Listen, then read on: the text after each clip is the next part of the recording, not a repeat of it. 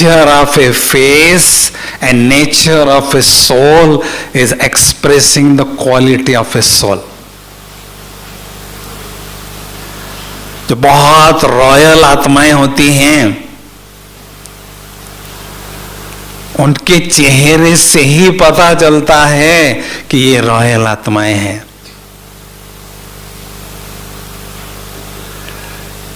लेकिन सबसे पहले आकर्षण करने वाला गुण है हर्षित मुक्ता।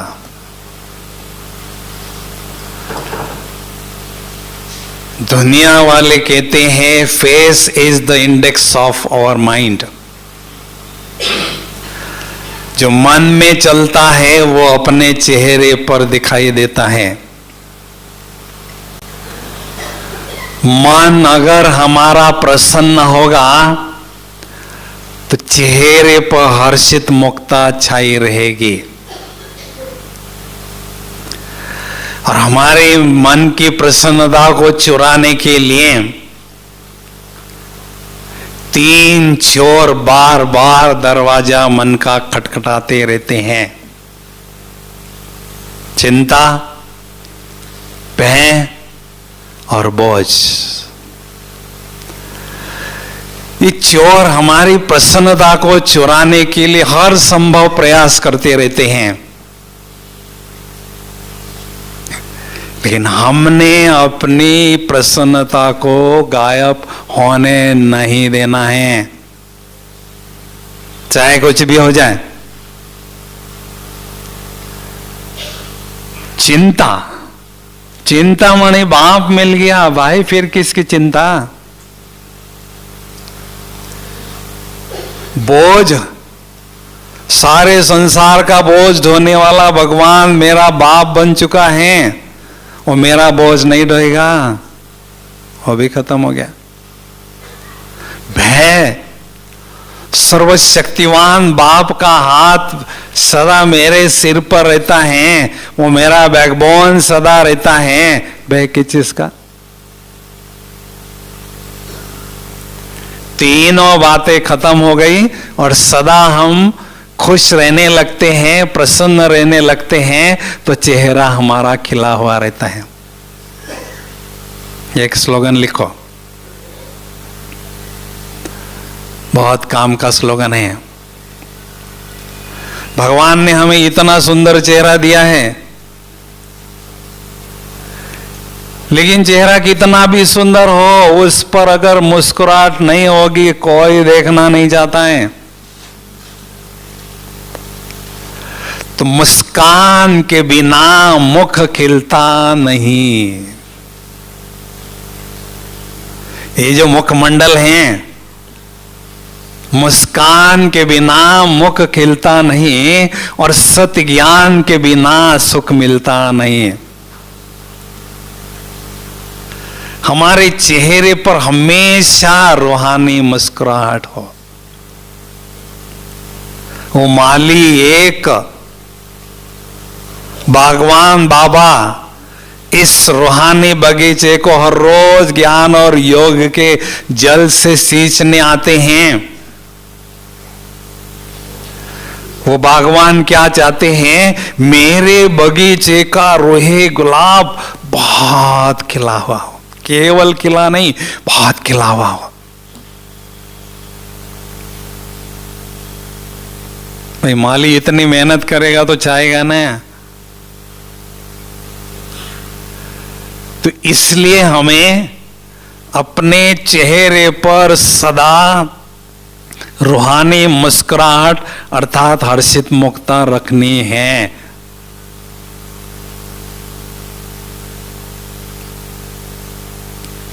चेहरे की 3 स्टेजेस होती है। न्यूट्रल चेहरा, ना प्लस है ना माइनस है, न्यूट्रल।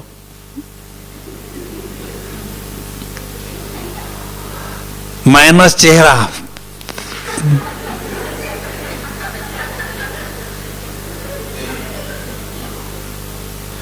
और प्लस चेहरा।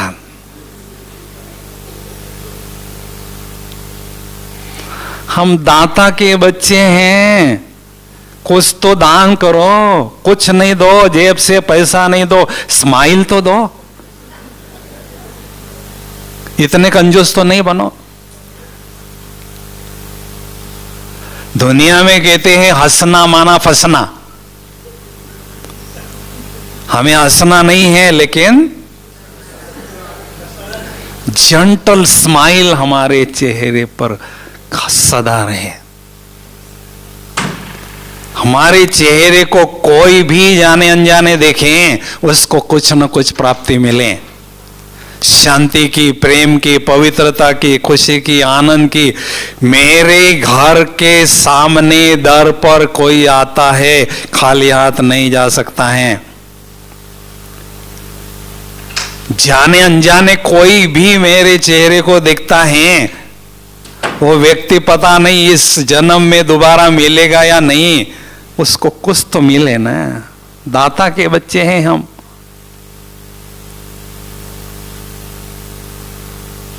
इसलिए चेहरे पर सदा हर्षित मुक्ता होनी जरूरी है।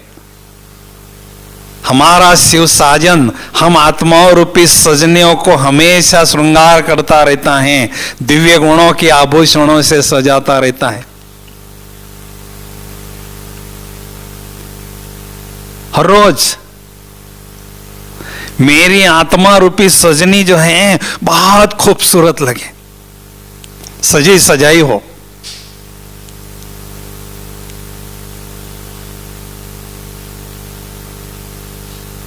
एक दिन क्या हुआ, दिल्ली में एक गार्डन में एक माता दागीने श्रृंगार करके सोने के, नकली सोने के डाल के घूम रही थी, वॉकिंग कर रही थी। दो चोर आए, चोरी करके चले गए जोर से। फिर देखा है नकली है। फिर दूसरे दिन आए, वो माता घूम रही थी, वॉकिंग कर रही थी, उसके खूब पिटा, तुम हमको ठग दिया। बताओ, नकली दागिने पहनना भी गुनाह है।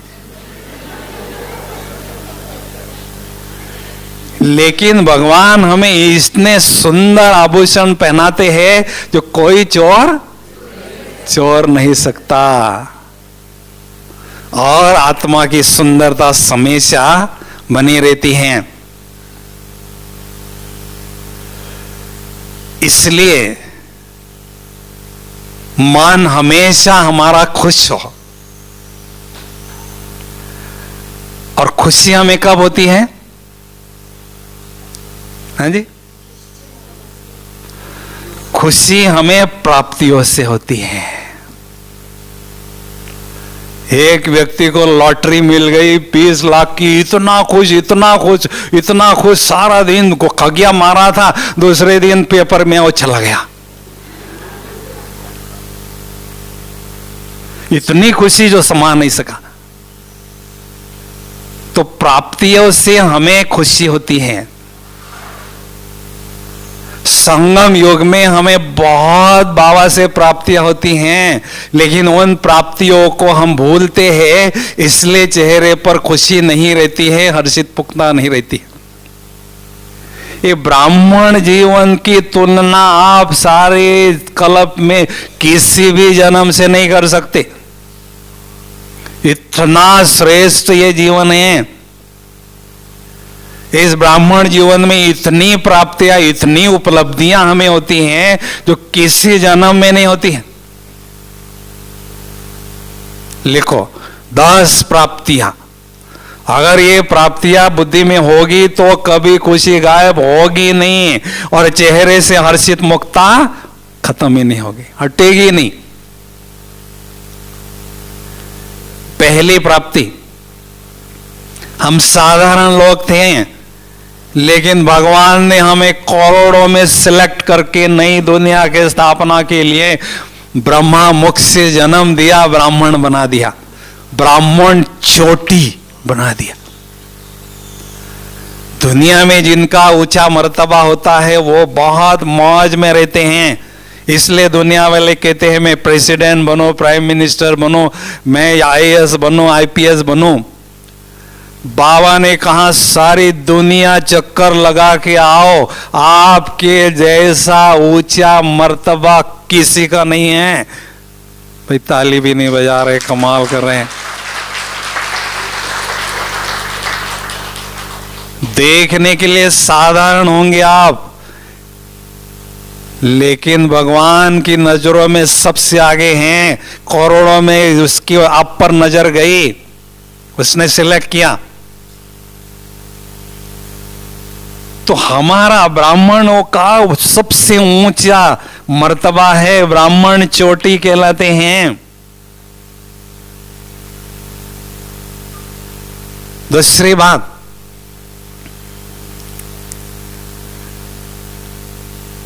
हम सदा नारायणी नशे में रहते हैं।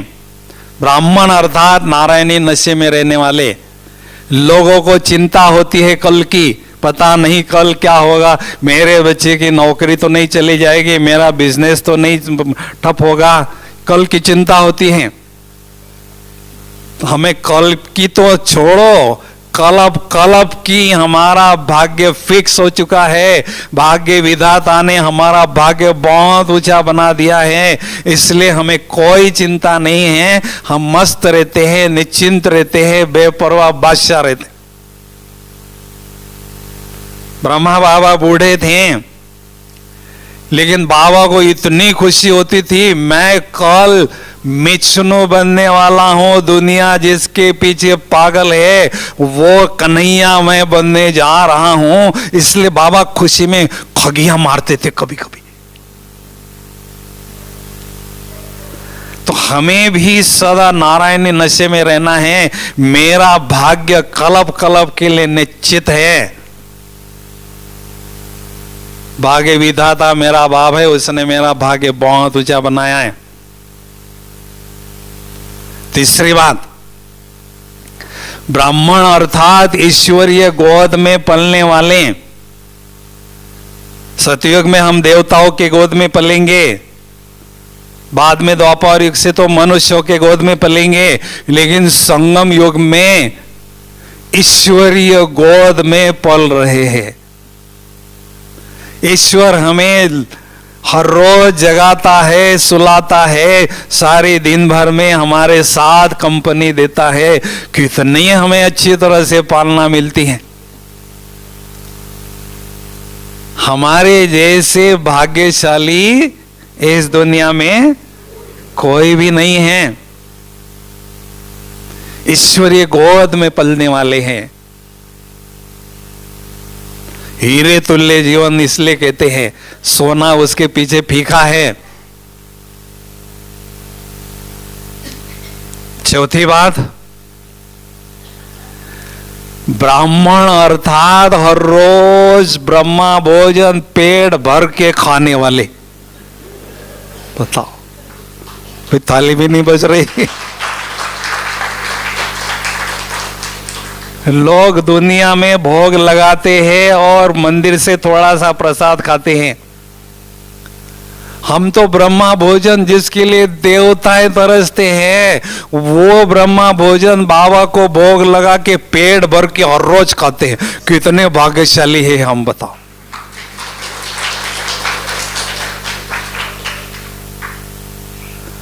एकांत में बैठकर अगर जो प्राप्तियां होगी उसकी गिनती करते रहेंगे तो आप खुशी में झूमते रहेंगे। इतनी मस्ती आपको होगी कि बात मत पूछो, क्योंकि दुनिया की सबसे बड़ी हस्ती हमें मिली है।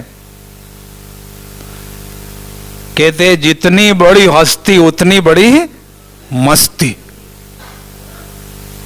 हमें कौन मिला है? सारा संसार जिसके मुट्ठी में है, सारा संसार जिसके इशारे पर चल रहा है। इतनी बड़ी सर्वोच्च सत्ता की हमें प्राप्ति हो चुकी है। हम साधारण लोग नहीं हैं, अल्लाह लोग हैं, है ना। पांचवी प्राप्ति, ब्राह्मण अर्थात ज्ञान रत्नों से खेलने वाले। हर रोज ज्ञान सागर की लहरों में लहराते हैं, ज्ञान स्नान करते हैं।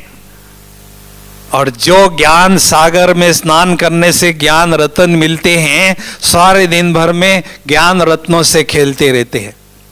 लोग तो कौड़ियों से खेलते रहते हैं, पैसों से खेलेंगे, दूसरी बातों से खेलेंगे, हम तो ज्ञान रत्नों से खेलते, अमूल्य ज्ञान रत्नों से खेलते।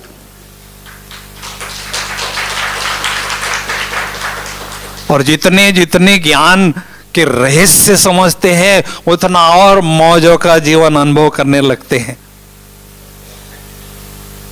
और ज्ञान रत्न जितना दान करते जाते हैं, उतनी और खुशी होती है। सोचो, आपने जिसको ज्ञान में लाया, वो कहता है इस बहन ने, इस भाई ने मुझे ज्ञान में लाया, कितनी खुशी होती है उसको, जिंदगी भर नहीं भूलता है। तो ज्ञान रत्न बांटने से अनेक आत्माओं की दुआएं हमें मिलती हैं। तो ज्ञान रत्नों से ही खेलते हैं। जब भी आपस में मिलते हैं, मुरली में आज बाबा ने क्या कहा है, आज बाबा की मुरली में क्या लहर थी, अब ब्राह्मणों से मिलते हैं, मोबाइल पर मिलेंगे, फोन पर मिलेंगे, तो बातें करेंगे ज्ञान की। कितने भाग्यशाली है। छठवीं प्राप्ति है ब्राह्मण, अर्थात हर कदम में अनेक पद्मों की प्राप्ति कराने वाले। दुनिया में जो धनवान होते हैं, अखबार में आता है फलाने की एक दिन की कमाई इतने अरब डॉलर हैं, एक दिन की कमाई इतने खरब डॉलर हैं। एक सेकंड में अनेक पद्मों की कमाई करने वाला आज तक तो कोई पैदा ही नहीं हुआ है। केवल बाबा के बच्चे ही हैं, केवल बाबा के ही बच्चे हैं। एक सेकंड में अनेक पद्मों की कमाई, बाप रे बाप रे, बेहिसाब कमाई।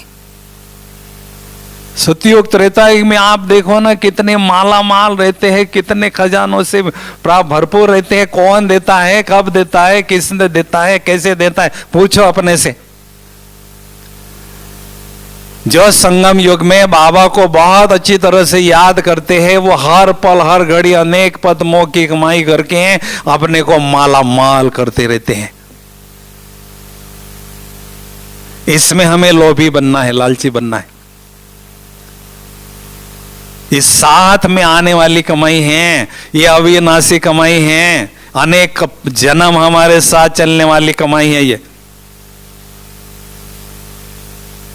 बाबा ने हमें वरदान दिया है कि हर पल हर घड़ी मुझे याद करेंगे तो अनेक पद्मों की कमाई आपको होती रहेगी।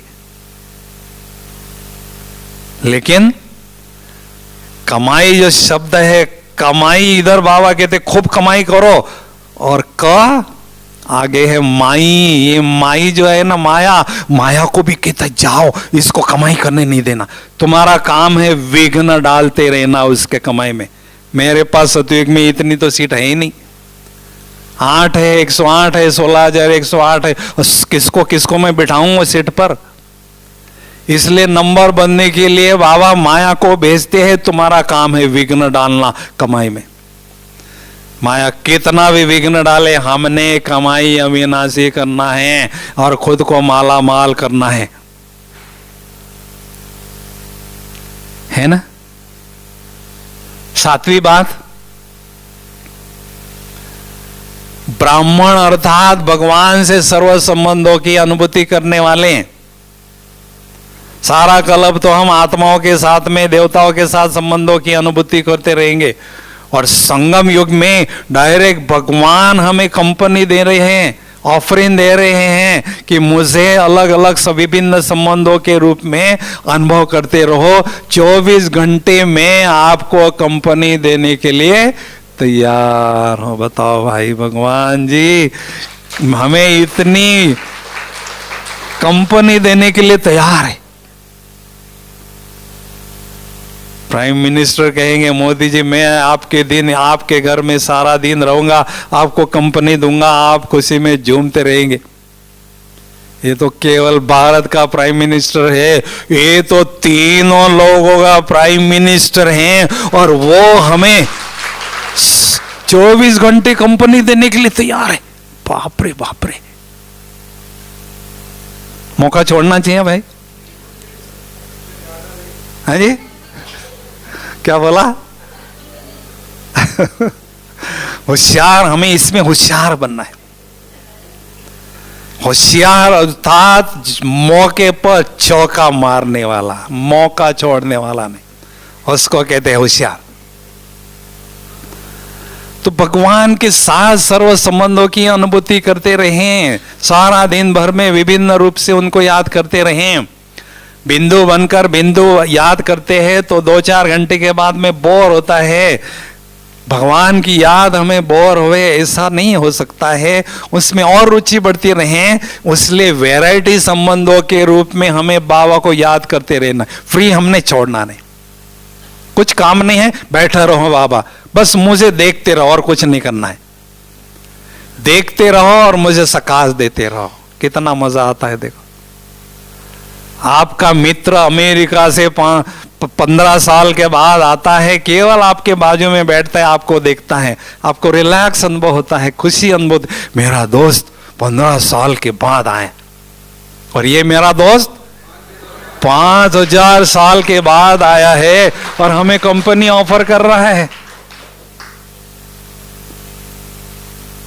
ना। एक एक पल बाबा के साथ अनुभव करना है। संगम माना ही भगवान के संग में रहने का युग। सारा कल्प तो आत्माओं के साथ रहे और रहेंगे सतयुग से, वही काम करना है। लेकिन ये जो संगम युग हैं, इसमें हमें भगवान के संग में जास्ती से जास्ती रहना है। कितने संबंध अनुभव करेंगे भाई? हाँ जी, बोलो ना, मणिनगर वाले, मेमनगर वाले, बोलो। हाँ, सर्व संबंध तो करने हैं, लेकिन कितने हैं? कुछ तो होंगे ना नंबर।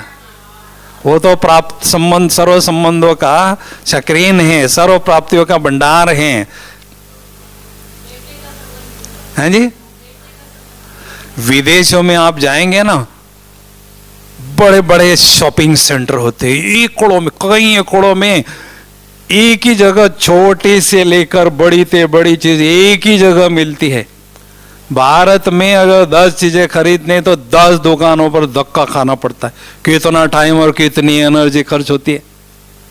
अभी मेरा शॉपिंग सेंटर केवल बाबा है, बस बाबा है, और कहीं मुझे बुद्धि को भटकाना ही नहीं है। द्वापर युग से हमने बुद्धि को बहुत भटकाया, अभी बुद्धि पर थोड़ा रहम करना है। एक ही ठिकाने पर ठाकुर बनकर एक ही ठिकाने पर बुद्धि को लगा दो और सर्व प्राप्तियां बाबा से लेते रहो, खुद को माला माल करते रहो। सागर मिला है, खजानों का सागर मिला है। सागर ये नहीं कहता है लोटा पानी ले लो या बाल्टी ले लो, भाई पाइपलाइन लगा दो ना, जितना मर्जी लूटो ना। कनेक्शन माना कलेक्शन। जैसे बाबा से कनेक्शन जोड़ता है, किसी भी संबंध के रूप में शक्तियों का कलेक्शन होना शुरू होता है। तो कम से कम 12-11 संबंध बाबा के साथ हमने अनुभव करना है, सवेरे से रात्रि तक, ट्रेन नहीं छोड़ना है। आंख खुलती है, बाबा को गुड मॉर्निंग करने के बाद पहला संबंध बाप के रूप में अनुभव करना है। बाबा मेरा बाप है। लौकिक बाप हमें पालना देता है, स्वार्थ से देता है। यही बाप ऐसा है जो निस्वार्थ पालना देता है और इतना हिस्सा अपना बड़ा वर्षा हमें देता है जो कोई नहीं दे सकता है। 21 जन्मों की बादशाही का वर्षा देता है। जैसे सेवा केंद्र पर जाते हैं, दूसरा संबंध अनुभव करो, बाबा मेरा टीचर हैं। भगवान टीचर बनेगा, साकार रूप में आकर मुझे पढ़ाएगा, सपने में भी नहीं सोचा था। जैसे सेंटर से बाहर जाते हैं तो बाबा को सदगुरु के रूप में अनुभव करो। बाबा की दृष्टि से अनेक वरदान लेते रहो और बाबा का वरदानी हाथ जो है अपने माथे पर अनुभव करो। और सारे दिन भर में बाबा की छत्र छाया में ही चलते रहो और वरदानी मूर्त बनते रहो। हम सभी वरदानों से पलने वाली आत्माएं, मेहनत द्वापर से बहुत मेहनत किया, थोड़ी थोड़ी प्राप्तियों के लिए, थोड़ी शांति, थोड़ी शक्ति के लिए कितनी मेहनत किया। बाबा हमें मेहनत से छुड़ाने आए हैं, वरदानों से पालना देने के लिए। फिर चौथा संबंध, भाई आप अहमदाबाद से आए, आप खास बच्चे हैं या आम बच्चे हैं बताइए? सभी खास बच्चे हैं, आम कोई नहीं है? बाप रे बाप, सभी खास बच्चे। खास बच्चे किसको कहते हैं? खास, उल्टा क्या है? सखा। जो भगवान को सखा के रूप में अनुभव करता है वो खास बच्चे कहलाते हैं। क्यों? क्योंकि हम अपने दिल का राज जो है सबसे छिपा लेते हैं। जहां सखा मिल जाता है सारा राज खोल देते हैं, बता देते हैं। तो भगवान मेरा सखा है, उनके साथ में बैठो, खाओ, खेलो, नाचो, गाओ, राज करो, जो करना है भगवान के साथ दोस्त के रूप में, सखा के रूप में अनुभव करो। क्योंकि ये दोस्त ही मुझे अंतिम समय मदद करने वाला है। लौकिक अलौकिक सब किनारे होने वाले हैं। जब मैं मुसीबत में रहूंगा तो मेरा दोस्त नंगे पैर भागा भागा आएगा और मुझे मदद करने के लिए दौड़ेगा। इसलिए मेरी जो दोस्ती उसके साथ हुई है, कौन सी? पवित्रता की दोस्ती, उसको मुझे बखूबी निभाना है। फिर चौथा संबंध हो गया सखा का, पांचवा बेटे का, छठवा माँ का, सातवां साजन मेरा बाप है, आठवां बाबा मेरा गाइड हैं, नौवां बाबा मेरा सर्जन हैं, 10वां बाबा मेरा रक्षक हैं और 11वां बाबा धर्मराज भी है। कोई अगर हम छोटी मोटी गलती करेंगे तो बाबा हमें सजा भी देंगे। 7वीं बात है प्राप्तियों में, 8वीं बात है ब्राह्मण अर्थात सदा सैर करने वाले। जो बड़े लोग होते हैं ना, उनका सैर करने का समय फिक्स होता है, सैर करके हमेशा अपने को फ्रेश अनुभव करते हैं। तो हमें भी बाबा ने बुद्धि रूपी विमान दिया है और तीनों लोगों की सैर करने का परमिशन भी दिया है। जब चाहो, जिस दुनिया में जाना चाहे जाओ, सैर करते रहो। क्योंकि हम भी बड़े वीआईपी बाबा के बच्चे हैं, कोई भी साधारण बच्चा नहीं है। तीनों लोगों की जब चाहे सैर करने वाले। नेक्स्ट है 8वीं प्राप्ति, 9वीं प्राप्ति ब्राह्मण अर्थात हमेशा सेवा का मेवा खाने वाले। भगवान ने हमें ये बेहद रुद्र ज्ञान यज्ञ में सेवा करने का चांस दिया है। इस बेहद यज्ञ में तन मन से धन से स्वाहा होते हैं और जितना चाहे भाग्य बना सकते हैं, सेवा का मेवा खा सकते हैं। खुशी के रूप में, दुआओं के रूप में, शक्तियों के रूप में सेवा का मेवा हम खाते रहते हैं। और 10वीं बात है ब्राह्मण अर्थात साक्षी दृष्टा बनकर इस बेहद ड्रामा के हर सीन का आनंद लेने वाले। भगवान ने ये ड्रामा बनाया है, जिसका कंट्रोलर डायरेक्टर स्वयं भगवान है। वो कितना ड्रामा सुंदर होगा, लेकिन उसकी सुंदरता का आनंद लेने के लिए साक्षी दृष्टा स्थिति में स्थित होते हैं, तब इस ड्रामा के हर सीन का आनंद हम लेने लगते। ठीक है ना? तो कहने का मतलब इतनी सारी प्राप्तियां हमें होती हैं तो हमारे चेहरे पर वो खुशी के रूप में, हर्षित मुक्ता के रूप में झलकनी चाहिए। लेकिन झलकती क्यों नहीं है? क्योंकि प्राप्तियों को हम भूले रहते हैं। छोटा सा उदाहरण मैं देता हूं। एक माँ अपने बच्चे से बहुत प्यार करती हैं। बच्चा किसी फैक्ट्री में सर्विस करता है, 25-30 उम्र हो गए उसके। फिर रात को सोता है, अपना कपड़ा निकाल के खुटी पर टांगता है, और रात को मम्मी क्या करती है, 50,000 का बंडल और 1 लाख का चेक बना के उसके नाम का जेब में डाल देती है। वो बच्चा वो ड्रेस पहनकर चलता है, स्कूटी पर जाता है, फैक्ट्री में स्कूटी पर बैठकर जाता है, 1 किलोमीटर गया, 2 किलोमीटर गया, चेहरा सीधा साधारण है। जैसे 5 किलोमीटर होता है, कहते ये जेब इतना खाली किस, इतना भारी कैसा है, इतना देखता है 50,000 और 1 लाख का चेक, बाप रे चेहरा बदल गया। वो 50,000 1 लाख उसके जेब में था, 5 किलोमीटर चलता रहा, चेहरे पर नहीं था। जैसे उसको उसकी स्मृति आई, उसने देखा चेहरा बदल गया। तो कहने का भाव है, ईश्वरीय प्राप्तियां हमें हो चुकी है, हो रही हैं, लेकिन उनकी विस्मृति होने के कारण हमारे चेहरा पर वो दिखाई नहीं देती हैं। अगर उनकी स्मृति सदा रहती हैं तो हरा भरा चेहरा रहेगा, केवल हर्षित मुक्ता नहीं।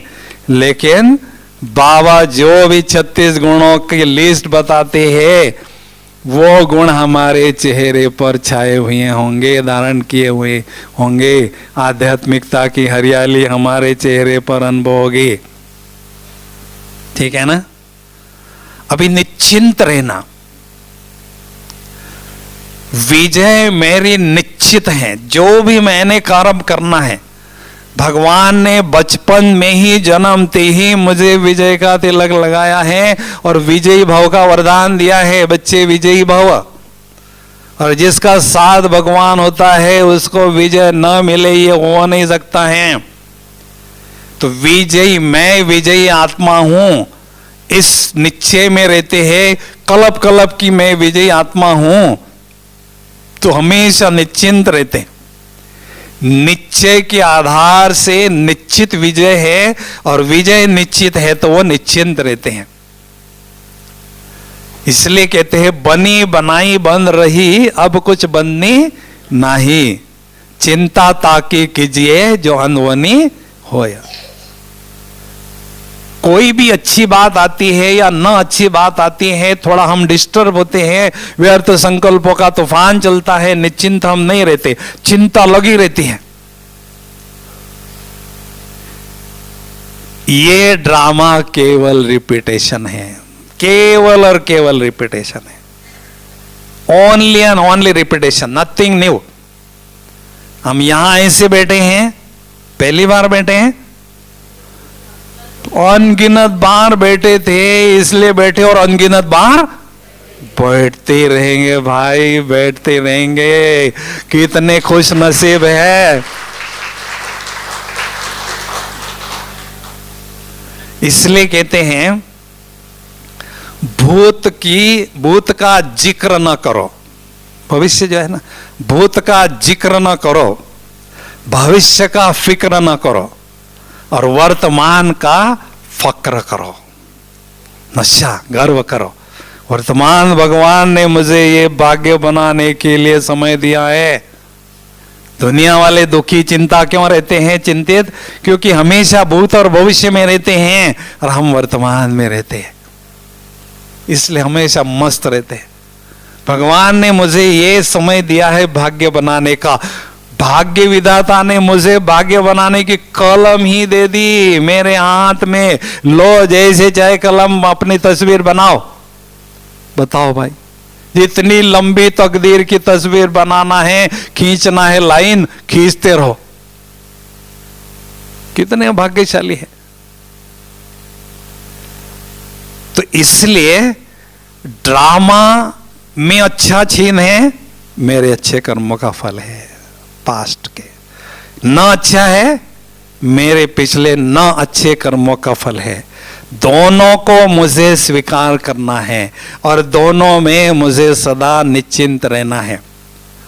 अगर मेरा किसी दर्श को देखकर क्या क्यों ऐसे वैसे प्रश्न उठता है, इसने ऐसा क्यों किया, इसने ऐसा मुझे क्यों बोला, मतलब ड्रामा का राज मैंने नहीं समझा? अभी तक नहीं समझा। इतने वर्षों से ज्ञान में चल रहा हूं, चल रही हूं, लेकिन ड्रामा का राज अभी तक मैंने समझा ही नहीं। ड्रामा का राज समझना अर्थात हमेशा निश्चिंत बेपरवाह बादशाह की तरह रहना। और जब हमारा मन बहुत खुश रहता है और निश्चिंत रहता है, तब हमारा मन मना भव का मंत्र का जाप करता रहता है और बहुत अच्छी तरह से योगाभ्यास में हम आगे बढ़ते हैं और उन्नति ही उन्नति करते रहते हैं। इसलिए बाबा ने वरदान में हमें कहा है कि सदा हर्षित और निश्चिंत रहने वाले विजय मेरी निश्चित है, ऐसा अनुभव करने वाले मेरे विजयी बच्चे। ठीक है, तो हमेशा एक प्रण लेना है, यहां से आपको संकल्प लेना है, दुनिया इधर की उधर हो जाए लेकिन मैंने खुशी को नहीं छोड़ना है। हर्षित मुक्ता मेरे चेहरे से गायब ना हो। मेरी स्थिति कोई इतनी साधारण नहीं है, मैं किसी के हाथ का खिलौना नहीं हूं। कोई मेरी स्तुति करे तो आसमान में उड़ रहा हूं और कोई मेरी ग्लानि करे तो धरती पर पटक रहा हूं। मैं इतना साधारण खिलौना नहीं हूं किसी के हाथ का। मेरी स्थिति अपनी प्रॉपर्टी है, इसलिए मुझे हर परिस्थिति में सदा मस्त रहना है, हर्षित मुख रहना है और निश्चिंत रहना है। ओम शांति। अभी हमने 15 मिनट ऐसी पावरफुल योग की अनुभूति करना है जो आप भूल नहीं सकोगे। एक बार जोर से तालियां बजाएंगे।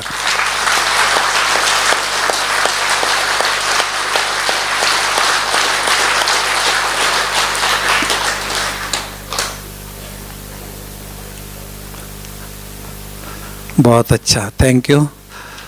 सभी थोड़ा चुस्त और मस्त होके बैठेंगे। पीठ की रीढ़ की हड्डी सीधी हो। कॉपी पेन डायरी सब हटा दो, एक तरफ आजाद पंछी बन के बैठो। ओम शांति।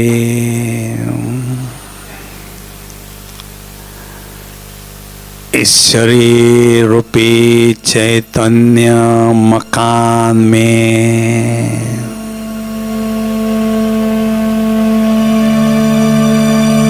मैं निराकार ज्योति बिंदु आत्मा मकान मालिक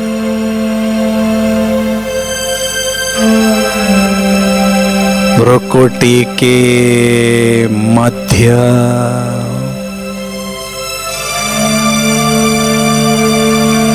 आंखों रूपी खिड़कियों के पास विराजमान हो।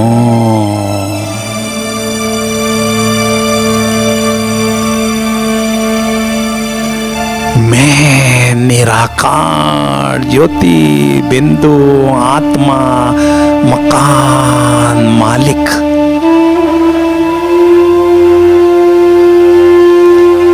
पवित्र स्वरूप हूँ।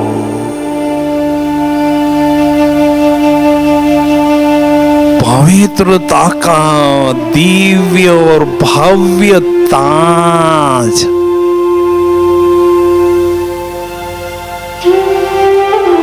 मुझ आत्मा ने धारण किया है।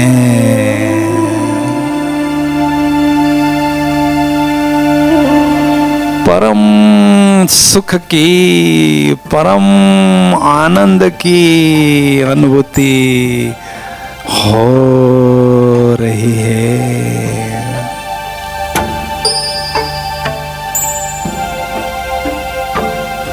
मैं कितनी न खुश नसीब आत्मा हूं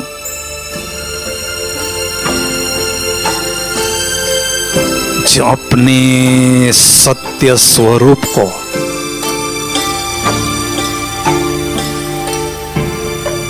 बिंदु स्वरूप को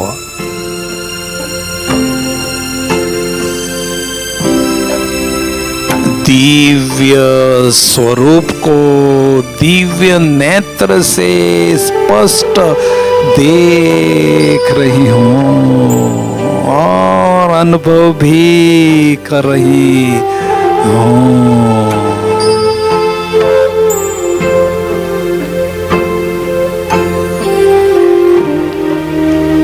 सारे संसार को भाग्य बांटने वाले भगवान ने मेरे भाग्य को जगा दिया है।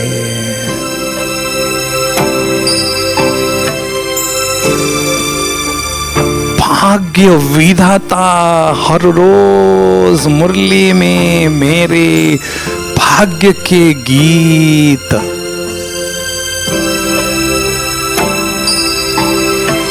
गाते ही रहते हैं।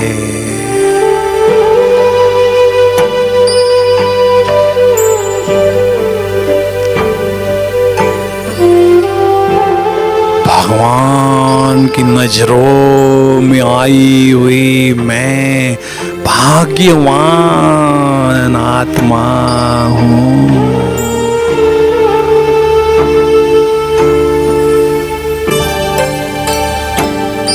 मैं निराकार ज्योति बिंदु आत्मा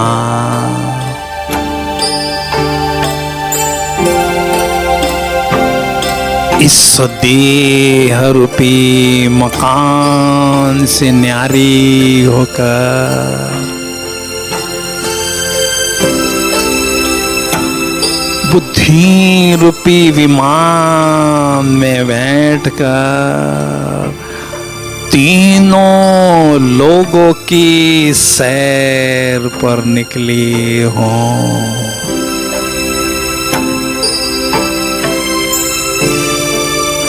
इस विश्व के गोले से पार भी पार चंद्र सूर्य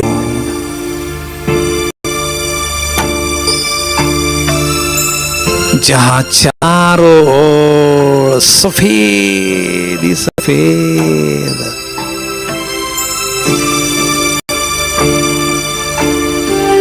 दिव्य प्रकाश प्रकाश है सया विराज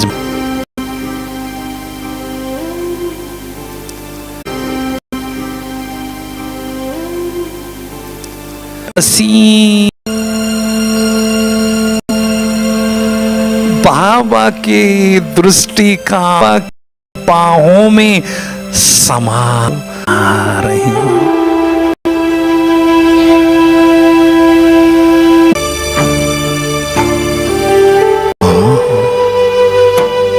मेरे प्राणों